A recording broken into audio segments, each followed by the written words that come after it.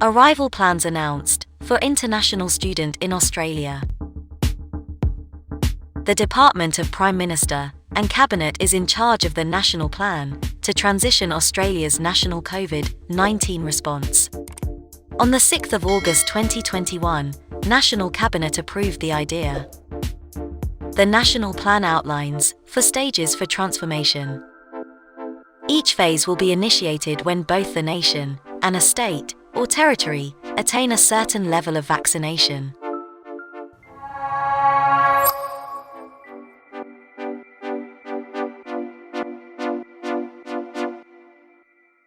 This is represented as a percentage of the eligible population, aged 16 and above. The proposal includes recommended steps for overseas students' safe return across 4 phases. Phase 1 entails expanding commercial trials to allow for the restricted entrance of student visa holders. Phase 2 entails allowing a limited number of student visa holders to enter the country. Phase 3 includes expanding the capped entrance of student visa holders. The 4th phase is the opening of international boundaries. State and territory governments are leading the return of overseas students to Australia in collaboration with the Australian government and educational institutions. Some state and territory governments are presently developing international student arrival plans, which must be approved by the Australian government before they can be implemented. Only a small number of students selected by their educational institution will be permitted to enter Australia under an authorised international student arrival plan. Students should contact their education provider to be considered as part of an international student arrival plan. All students who are part of an international student arrival plan must have a valid student subclass 500 visa.